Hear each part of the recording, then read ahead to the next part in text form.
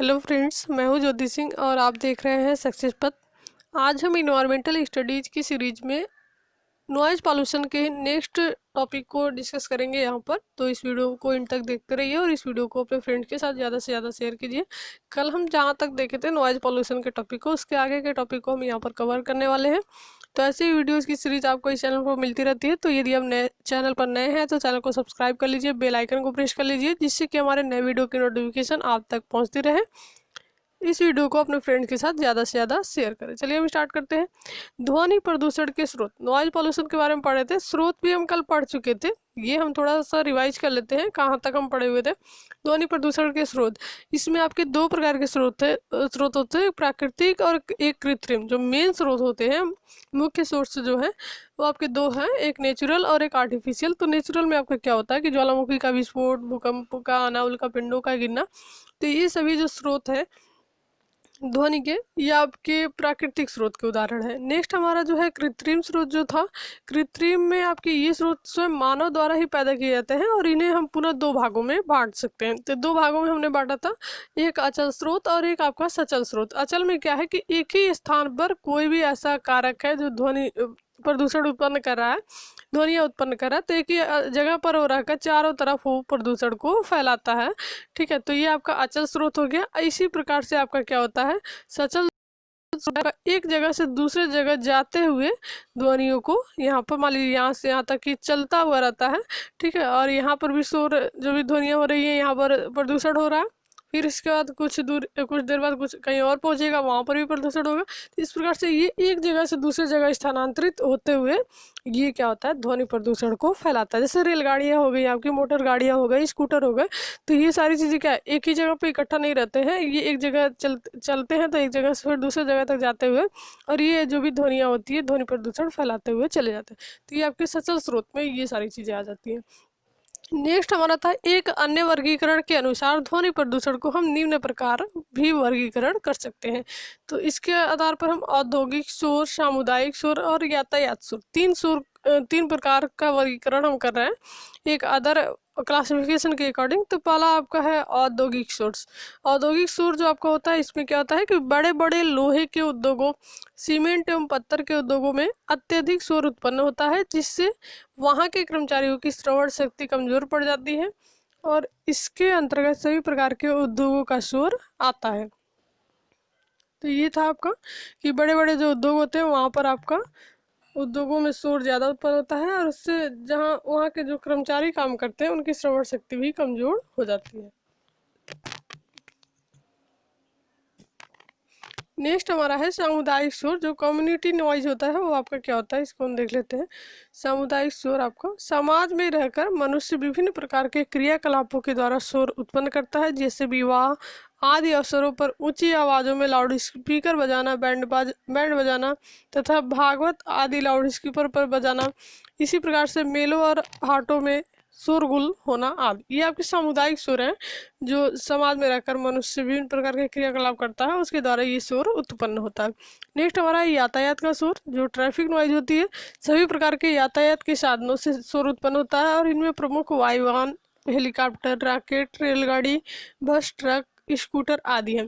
तो ये आपका यातायात का शोर हो गया। तो इनके नाम से स्पष्ट है, अगर आपको एग्जाम में लिखना भी होता है तो औद्योगिक शोर जो उद्योगों से उत्पन्न होता है, सामुदायिक शोर जो समाज में रहकर मनुष्य विभिन्न क्रियाकलाप करता है उसके द्वारा ये शोर उत्पन्न होता है, और यातायात का शोर जो भी आपका ट्रैफिक वगैरह से जो शोर उत्पन्न होता है, जैसे वायुयान हो गया, हेलीकॉप्टर हो गया, रॉकेट हो गया, रेलगाड़ी हो गया, तो इसके द्वारा जो भी शोर उत्पन्न होता है वो आपका यातायात का शोर कहलाता है। नेक्स्ट हम देखते हैं ध्वनि के प्रकार। टाइप्स ऑफ साउंड कितने प्रकार के होते हैं, ध्वनियाँ आपकी कितने टाइप्स की होती है, इसके बारे में हम देख लेते हैं। ध्वनि मधुर, कर्णप्रिय, स्वीकार्य, कर्कश, अस्वीकार्य, कष्टकर किसी भी प्रकार की हो सकती है, परंतु शोर केवल कर्कश एवं अस्वीकार्य ध्वनि को ही कहते हैं। ध्वनि का ही नाम हमने शोर दे दिया। ये कैसे दिया, पिछला वीडियो आपने देखा होगा तो आपको क्लियर होगा। यदि आप पीछे की वीडियो नहीं देखे तो इन्वायरमेंटल स्टडीज़ की प्लेलिस्ट में जाके आप वीडियोस देख सकते हैं, सभी जो भी पहले अपलोड हो चुकी है।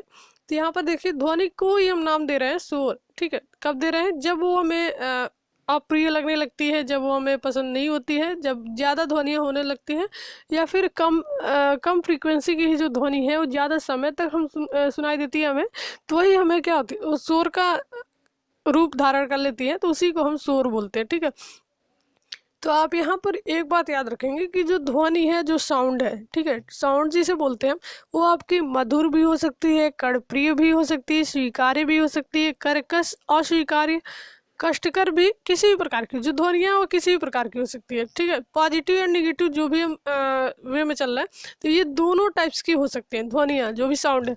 लेकिन जो शोर आपका है, जो नॉइज है, जिसको हम शोर बोलते हैं, वो आपका केवल कर्कश एवं अस्वीकार्य ध्वनि को ही कहते हैं। ऐसा नहीं कि जो ध्वनियाँ हमें अच्छी लग रही हैं, मधुर हैं, स्वीकार्य हैं, उनको हम शोर बोल देंगे, ऐसा नहीं है। जो अस्वीकार्य जो होती हैं और जो कर्कश होती हैं, उसी को हम केवल शोर, हम उसी का नाम देंगे, सभी ध्वनियों का नाम हम शोर नहीं देंगे। लेकिन सभी प्रकार के जो भी यहाँ पर देख सकते हैं आप, कर्कश है, अस्वीकार्य है, कष्टकर है, या फिर स्वीकार्य या फिर मधुर है, तो इनको हम ध्वनि बोल सकते हैं। लेकिन शोर हम किसको बोलेंगे, केवल अस्वीकार्य ध्वनि को ही हम शोर बोलेंगे, नॉइज बोलेंगे। चलिए हम नेक्स्ट देखते हैं। ध्वनि आपकी निम्न प्रकार की होती है। पहला आपका है स्पीच यानी कि भाषण, दूसरा आपका है म्यूजिक संगीत, और तीसरा आपका है नॉइज यानी कि शोरगुल। तो तीन प्रकार की ध्वनियाँ आपकी हो सकती है। साउंड एंड नॉइज में आपको डिफरेंस पता होना चाहिए। अगर नहीं पता है तो आप कमेंट बॉक्स में कमेंट जरूर कीजिएगा, नेक्स्ट वीडियो में हम उसको ज़रूर बताएंगे अच्छे से, जिससे आपको क्लियर हो जाए। तो ये पॉइंट आपको क्लियर होना चाहिए इस चैप्टर में, तभी आप समझ पाएंगे कि ध्वनि हम साउंड किसे बोल रहे हैं, नॉइज किसे बोल रहे हैं। सारी चीज़ें तो एक ही हैं, बहुत लोग कन्फ्यूज भी होंगे। तो अगर कन्फ्यूजन है तो आप कमेंट बॉक्स में कमेंट जरूर कीजिएगा। नेक्स्ट हम देखते हैं, जो ध्वनि होती है, जो साउंड होता है, उसका आपका तीन प्रकार होता है। ये आपका स्पीच होता है, भाषण, दूसरा आपका है म्यूजिक संगीत, और तीसरा आपका है नॉइज शोरगुल। तो ये ध्वनियों के प्रकार हैं। इसके एक एक करके हम देखते हैं कि आपका स्पीच क्या होता है, संगीत क्या होता है, और शोरगुल क्या होता है। सबसे पहले आपका है स्पीच। किसी शांत वातावरण में एक व्यक्ति द्वारा बोले गए वक्तव्य को अन्य व्यक्तियों द्वारा सुना जाता है। वक्ता को ऊंची आवाज में बोलना पड़ता है। उसके नजदीक बैठने वाले को वक्ता की आवाज कर्कश प्रतीत होगी, और थोड़ा दूर बैठने वाले व्यक्ति को वही आवाज कर्णप्रिय लगती है। तो पहले भी हमने इस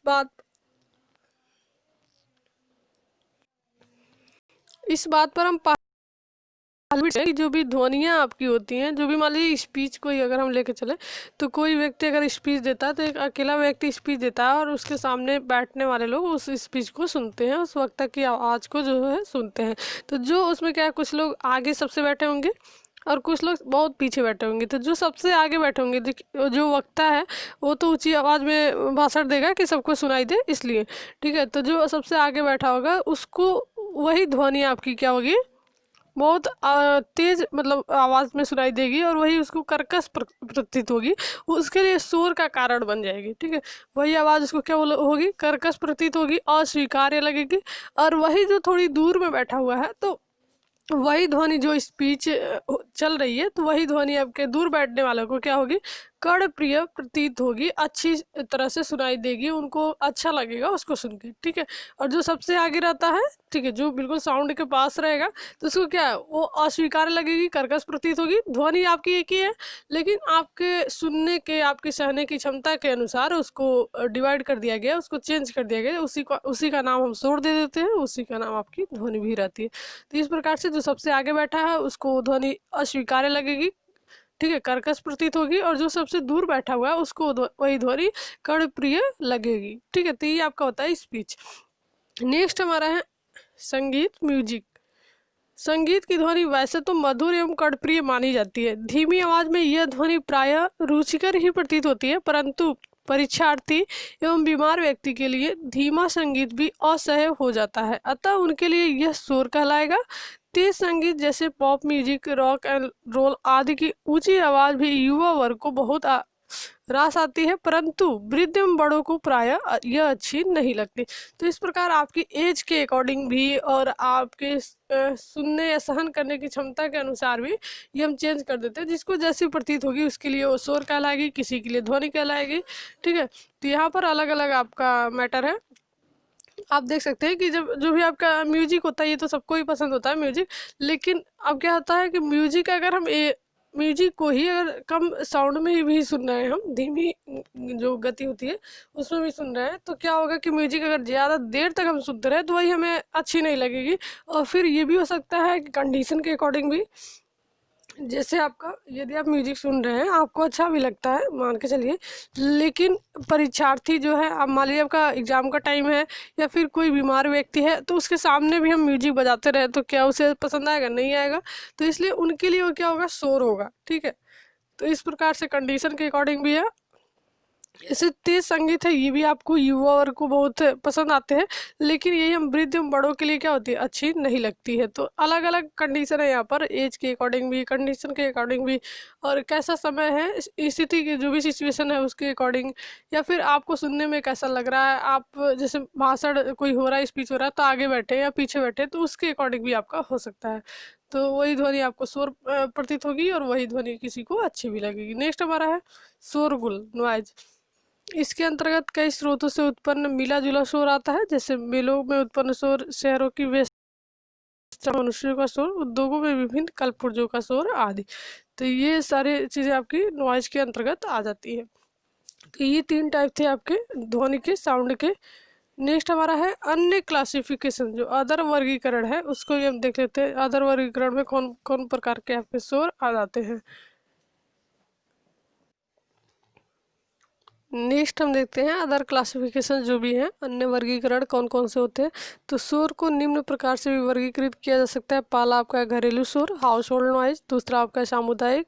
तीसरा आपका है औद्योगिक। फिर सतत और असतत। तो पहला आपका जो घरेलू शोर है, हाउस होल्ड नॉइज, जैसे चिल्लाना, रेडियो टेलीविजन का शोर, फर्नीचर खिसकाना, जोर जोर से बात करना आदि, ये सब क्या होते हैं, घरेलू शोर के अंतर्गत आ जाते हैं। नेक्स्ट आपका है सामुदायिक शोर। तो विभिन्न उत्सवों पर लाउड स्पीकर का शोर, वाहनों का शोर, औजार एवं मेलों का शोर, नाच व गाने का शोर, अन्य सामुदायिक क्रियाकलापों का शोर आपका इसके अंतर्गत आ जाता है, सामुदायिक जो भी शोर होते हैं।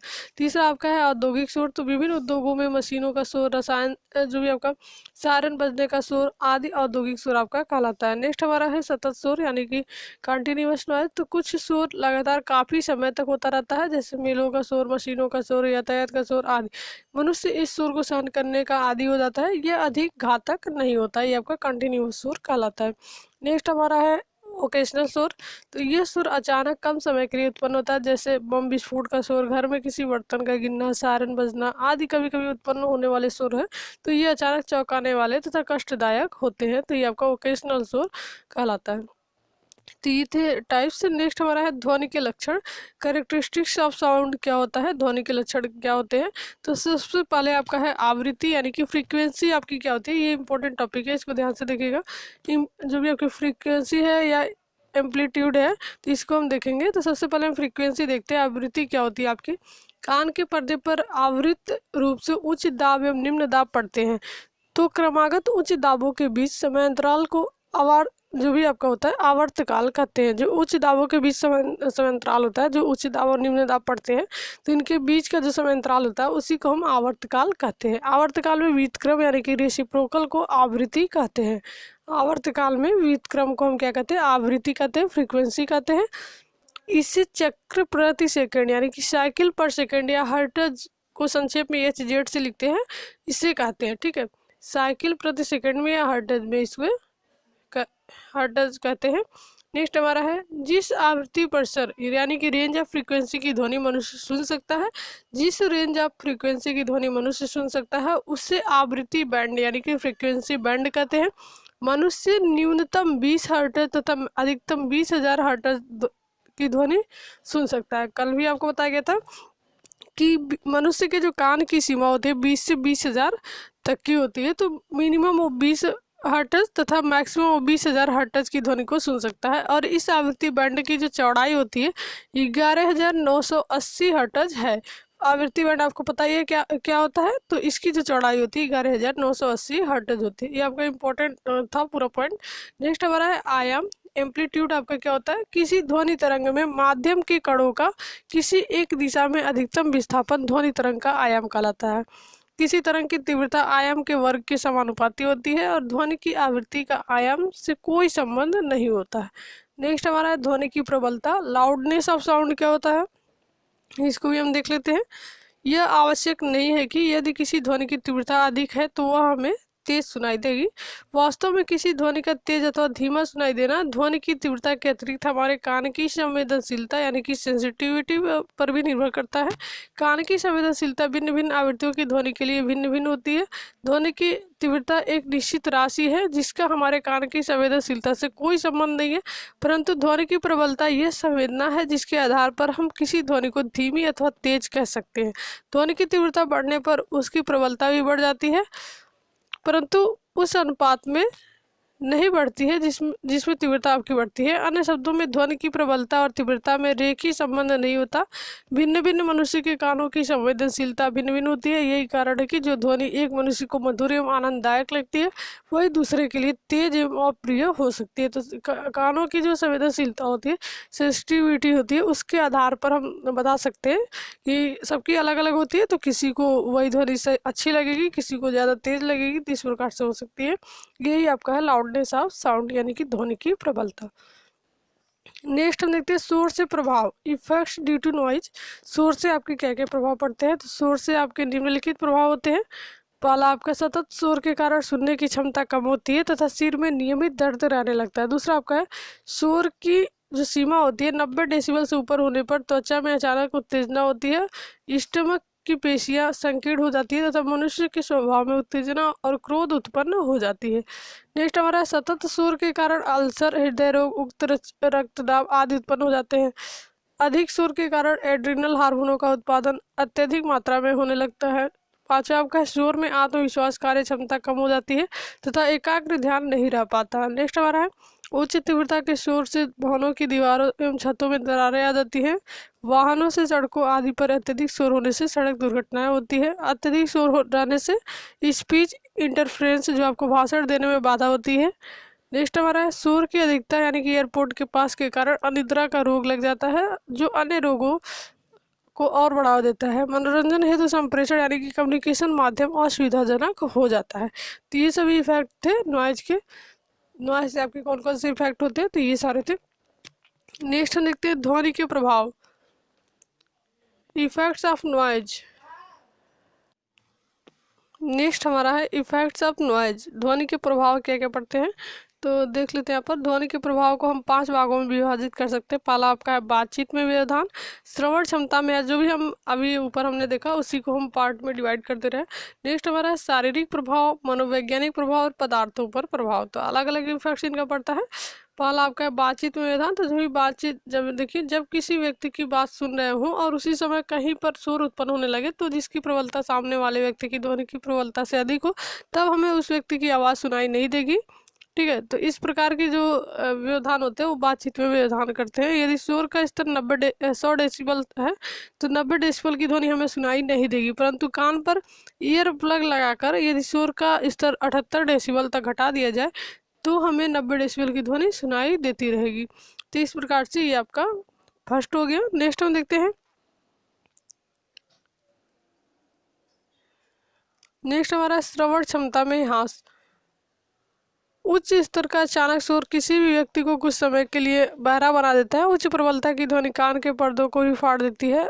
उद्योगों से सतत एवं असतत दोनों प्रकार की तीव्र ध्वनि निकलती रहती है। यह उनमें काम करने वाले कर्मचारियों के कान की कोशिकाओं को हानि पहुंचाती है। मनुष्य 90 डेसिबल से अधिक प्रबलता की ध्वनि को सहन नहीं कर पाता है। दोनों कानों की विभिन्न प्रबलता की ध्वनि पड़ने से भी श्रवण क्षमता घटती है। उच्च शोर में रहने का समय भी श्रवण शक्ति के ह्रास को प्रभावित करता है। अधिक समय तक उच्च शोर में रहना खतरनाक होता है। तो ये तो आपका था श्रवण क्षमता में ह्रास, आपका ऐसे हो जाता है। नेक्स्ट हम देखते हैं। नेक्स्ट आपका है शारीरिक प्रभाव। तो इसमें क्या है आपका मनुष्य की श्रवण शक्ति में कमी भी शारीरिक प्रभाव के अंतर्गत आती है, परंतु शोर का यह मुख्य प्रभाव है। इसके अतिरिक्त भी शोर शरीर में कई प्रकार से प्रभाव उत्पन्न करता है जिसका संक्षिप्त परिचय आपको दिया गया है। पहला आपका हृदय रोग एवं उच्च रक्तचाप, केंद्रीय तंत्रिका संस्थापन पर प्रभाव, अंतःस्रावी ग्रंथियों पर प्रभाव। यहाँ पर आप देख सकते हैं पूरी डिटेल यहाँ पर दी गई है। मनोवैज्ञानिक प्रभाव आपका क्या होता है इसको हम देख लेते हैं। में ज्यादा देर तक रहने से मनुष्य एवं पशुओं के व्यवहार में परिवर्तन आ जाता है। इसका मुख्य कारण उनका तीव्र ध्वनि के कारण ग्रस्त रहना है। मानसिक तनाव के कारण उसे नींद कम आती है, उसका किसी काम में मन नहीं लगता है, उसका स्वभाव अधिक उग्र एवं हिंसात्मक प्रवृत्ति का हो जाता है। मानसिक तनाव से मुक्ति के लिए मनुष्य मदिरा, सिगरेट, नींद की गोलियां, नशीली दवाइयों का सेवन करना प्रारंभ कर देता है, जो उसके लिए और भी अधिक हानिकारक होता है। अत्यधिक मानसिक तनाव से मनुष्य विक्षिप्त भी हो जाता है। तो ये आपका था जो मनोवैज्ञानिक प्रभाव होते हैं उसके इफेक्ट्स क्या क्या है। नेक्स्ट हमारा है पदार्थों पर प्रभाव। वैसे तो ध्वनि का अचेतन पदार्थों पर कोई प्रभाव नहीं होता, परंतु सुपरसोनिक ध्वनियां एवं बड़े बड़े विस्फोटों की ध्वनि से पुराने एवं जीर्ण भवन गिर जाते हैं, खिड़कियों के शीशे टूट जाते हैं, दीवारों एवं छतों पर दरारें पड़ जाती है, जिससे आर्थिक हानि भी हो जाती है। तो ये आपका था पदार्थों पर प्रभाव। नेक्स्ट हमारा है इको, प्रतिध्वनि हम किसे बोलते हैं। तो ये आपका इंपॉर्टेंट टॉपिक है, इको, प्रतिध्वनि हम किसे बोलते हैं। तो प्रतिध्वनि तरंगों के परावर्तन का प्रमुख उदाहरण है। जबकि किसी ध्वनि स्रोत से निकलने वाली ध्वनि तरंगों, जो भी आपकी तरंग होती है, दूर स्थित मकानों, पहाड़ियों अथवा कुएं के पानी में तल से टकराकर परावर्तित हो जाती है, तब वही ध्वनि पुनः सुनाई पड़ती है, उसे ही हम प्रतिध्वनि कहते हैं। कोई भी ध्वनि आपकी जैसे बोल रहे हैं तो फिर जब वो कहीं से टकरा कर फिर वापस आपको सुनाई देती है आपकी ध्वनि, तो ये आपकी इको कहलाती है, प्रतिध्वनि कहलाती है। प्रतिध्वनि की तीव्रता मूल ध्वनि की तीव्रता से कुछ कम होती है, क्योंकि मूल ध्वनि की तीव्रता का कुछ अंश वस्तु द्वारा अवशोषित कर लिया जाता है। अवशोषण की मात्रा वस्तु के पदार्थ पर निर्भर करती है। विभिन्न महत्वपूर्ण भवनों में प्रतिध्वनि पर नियंत्रण करना आवश्यक है, जिससे बातचीत में व्यवधान उत्पन्न न हो अथवा मूल जो ध्वनि है ठीक प्रकार से सुनाई दे सके। तो ये आपकी इको होती है कि जब आप यहाँ से बोल रहे हैं फिर वो ध्वनि आपकी कहीं से टकरा के वापस आपको सुनाई देती है, तो वही आपकी इको कहलाती है, प्रतिध्वनि कहलाती है। प्रतिध्वनि की रोकथाम हम कैसे कर सकते हैं। तो यहाँ पर आपका कंट्रोल ऑफ इको के बारे में बताया गया है कि जो भवनों में प्रतिध्वनि की रोकथाम के लिए भवनों की सतह इस प्रकार बनाई जानी चाहिए जिससे ध्वनि तरंगे सतह से टकराकर वापस न लौटे। इसके लिए सतह के ऊपर ऐसे पदार्थ लगाए जाते हैं जिसकी ध्वनि अवशोषण क्षमता अधिक हो। इसके अतिरिक्त सतह जो भी सतह होते हैं ऐसे छिद्र तो असमान होने चाहिए जिससे ध्वनि का परिवर्तन एक दिशा में न होकर विभिन्न दिशाओं में हो। विभिन्न पदार्थों की ध्वनि अवशोषण क्षमता अलग अलग होती है और इसे अवशोषण गुणांक द्वारा ज्ञात किया जाता है। तो अवशोषण गुणांक आप कैसे ज्ञात कर सकते हैं, यहाँ पर देख सकते हैं, तल पर अवशोषित ध्वनि ऊर्जा अपन तल पर आधारित कुल ध्वनि ऊर्जा, ये आपका अवशोषण गुणांक होता है और इसका मान पदार्थ की प्रकृति तथा ध्वनि की आवृत्ति पर निर्भर करती है। नेक्स्ट हमारा है, यहाँ पर अवशोषण गुणांक दिया गया है अलग अलग मटेरियल के लिए, तो यहाँ से आप देख सकते हैं। नेक्स्ट हमारा है ध्वनि प्रदूषण का मापन। ध्वनि प्रदूषण का मापन जो कैसे करते हैं, कौन कौन से जो भी इंस्ट्रूमेंट होते हैं, तो यहाँ पर हम देख लेते हैं। ध्वनि प्रदूषण को बेल या डेसिबल में मापा जाता है। ये तो इनकी यूनिट्स है, बेल या डेसिबल, ये आप याद रखेंगे कि ध्वनि प्रदूषण को बेल या डेसिबल में मापते हैं और इसे मापने के लिए सामान्यतः साउंड लेवल मीटर का प्रयोग किया जाता है। जो इंस्ट्रूमेंट का यूज करते हैं तो साउंड लेवल मीटर का हम प्रयोग करते हैं इसे मापने के लिए, जिसका विवरण निम्न है। इससे साउंड लेवल मीटर आपका क्या होता है, यह एक साधारण उपकरण है जो ध्वनि लेवल ज्ञात करने के लिए प्रयोग किया जाता है और इस उपकरण में निम्न भाग होते हैं। ये जो साउंड लेवल मीटर के द्वारा हम ध्वनि को बेल या डेसिबल में मापते हैं और इसके निम्न भाग जो हैं, इसके पार्ट्स, जो साउंड लेवल मीटर के जो पार्ट्स है उसको भी हम तो ये आपका साउंड लेवल जो मीटर होता है, ये यंत्र जो है इसके अलग अलग भाग होते हैं। इसके भाग के बारे में बताया गया है। इसके जो पार्ट्स होते हैं, माइक्रोफोन, इसका कार्य साउंड वेव प्रेशर को ग्रहण करना तथा उस दाब परिवर्तन को जो इलेक्ट्रो वोल्टेज में परिवर्तित करना है। जो आपका अटेन्यूटर होता है, इनपुट एम्पलीफायर होता है, वेइंग नेटवर्क, आउटपुट एम्पलीफायर, तो ये सभी पार्ट्स हैं साउंड लेवल मीटर के ही पार्ट्स हैं। और साउंड लेवल मीटर ही आपका इंस्ट्रूमेंट, ऐसा इंस्ट्रूमेंट है जिससे हम ध्वनि को बेल या डेसिबल में मापते हैं। तो ये आप याद रखेंगे, किससे मापते हैं, तो साउंड लेवल मीटर से नापते हैं। नेक्स्ट हमारा है, ये आपके सभी जो पार्ट्स थे उस पार्ट्स के बारे में दिखाया गया है। ध्वनि प्रदूषण की रोकथाम। ध्वनि प्रदूषण की रोकथाम हम कैसे कर सकते हैं, तो ध्वनि प्रदूषण नियंत्रण निम्नलिखित 3 घटकों पर जो भी आपका निर्भर करता है, किया जाता है। पहला आपका स्रोत पर नियंत्रण, दूसरा आपका माध्यम पर नियंत्रण और तीसरा आपका प्राप्तकर्ता पर नियंत्रण। स्रोत यानी कि जो भी सोर्सेज होते हैं ध्वनि प्रदूषण के, सबसे पहले तो हमको उनको रोकना चाहिए। जब सोर्स नहीं होंगे तो फिर आपका वहाँ से ध्वनि प्रदूषण आपका कम हो जाएगा। दूसरा हम माध्यम पर नियंत्रण रखेंगे और तीसरा हम प्राप्तकर्ता पर नियंत्रण। 3 प्रकार से हम इनको रोक सकते हैं। पहला आपका है स्रोत पर नियंत्रण, जिसका क्या मतलब है, यह ध्वनि प्रदूषण रोकने की उत्तम तकनीक है। इसके लिए ध्वनि उत्पन्न करने वाली मशीन की संपूर्ण जानकारी आवश्यक है। शोर होने के कारणों की समुचित जानकारी होनी चाहिए। आज मशीनों में उत्पन्न शोर को कम करने के लिए अनेक प्रकार के साइलेंसर विकसित किए गए हैं। उद्योगों, मोटर वाहनों आदि में इनका प्रयोग किया जाता है। घर्षण से उत्पन्न शोर को उनका लुब्रिकेशन करके कम किया जा सकता है। उद्योगों में मशीनों के साथ साथ ध्वनि शोषक पदार्थों का प्रयोग किया जाता है, जिससे स्रोत से पूरी ध्वनि उत्पन्न होती है, परंतु उसे प्राप्तकर्ता तक पहुंचने से पहले ही ध्वनि शोषक पदार्थों द्वारा कम कर दिया जाता है, जिससे ध्वनि की तीव्रता में काफ़ी कमी आ जाती है। शोर कम करने वाले पदार्थों में राख के साँचे, शीशा, ईंटें, प्लास्टर आदि आते हैं। तो ये सारी चीज़ें आपकी सोर्स थे। सोर्स में ही अगर हम कमी कर देंगे तो प्राप्तकर्ता तक ध्वनि वो पहुंचेगी ही नहीं। तो इस प्रकार से हम यहाँ पर इसको कम करके और ध्वनि प्रदूषण को हम कम कर सकते हैं। नेक्स्ट हमारा है माध्यम पर नियंत्रण। तो माध्यम आपका क्या होता है? ध्वनि के संचरण पथ को बदलकर ऐसी दिशा में मोड़ दिया जाता है जिससे यह प्राप्तकर्ता तक न पहुंच सके।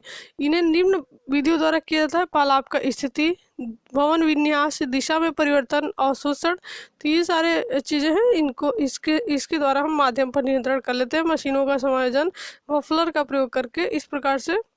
प्राप्तकर्ता पर नियंत्रण आपका क्या होता है? Control and receiver. प्राप्तकर्ता पर नियंत्रण उपकरण लगातार ये उपकरण लगाकर भी ध्वनि स्तर में, जो भी आपकी ध्वनि की स्तर होती है उसमें कमी लाई जा सकती है। प्राप्तकर्ता पर नियंत्रण की अग्रविधियाँ, जैसे आपका रक्षात्मक यंत्रों द्वारा, अनुमान्य शोर अवधि के द्वारा, इसी प्रकार से आपका लोगों को शिक्षित करके।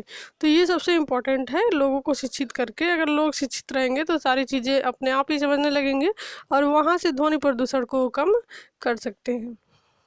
नेक्स्ट हमारा है उद्योगों से शोर नियंत्रण। उद्योगों से शोर नियंत्रण हम कैसे कर सकते हैं? तो इसके जो मेन पॉइंट है वो हम देख लेते हैं, बाकी चीज़ें आप डिटेल देख लीजिएगा। यदि आपको इसका PDF चाहिए तो आप टेलीग्राम ग्रुप से ज्वाइन कर लीजिए।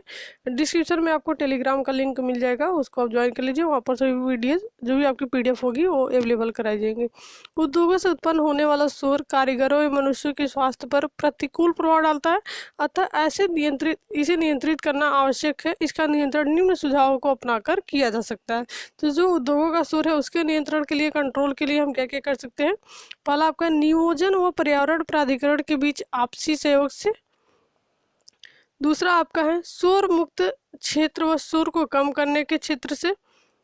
तीसरा आपका है ध्वनि रोधन अभिकल्पन। ठीक है, नेक्स्ट हम देखते हैं। नेक्स्ट आपका ध्वनि रोधन अभिकल्पन में ये 2 पार्ट है, ईयरफोन और ये आपका इम्पैक्ट नॉइज। चौथा आपका स्रोत से शोर कम करना, जो भी सोर्सेज होते हैं उनसे शोर कम करना। शोर स्रोत को छानना, रक्षकों का प्रयोग करके कंपन एवं अवमंदन जो भी आपको होते हैं उनको अलग करके। और नेक्स्ट हमारा है साइलेंसर का प्रयोग करके। तो इन सभी चीज़ों का प्रयोग करके हम ध्वनि प्रदूषण को, हम जो भी उद्योगों से ध्वनियाँ होती हैं उनको हम कम कर सकते हैं।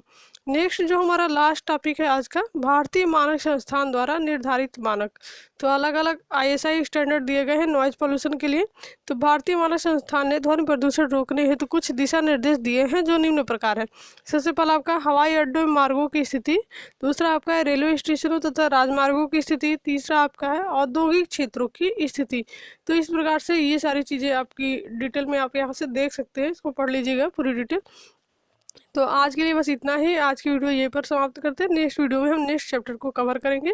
तो ऐसी वीडियोस आपको इस चैनल पर मिलती रहती है। तो यदि आप नए हैं तो चैनल को सब्सक्राइब कर लें, बेल आइकन को प्रेस कर लें, जिससे हमारी नई वीडियो की नोटिफिकेशन आप तक पहुंचती रहेगी। और इस वीडियो को अपने फ्रेंड्स के साथ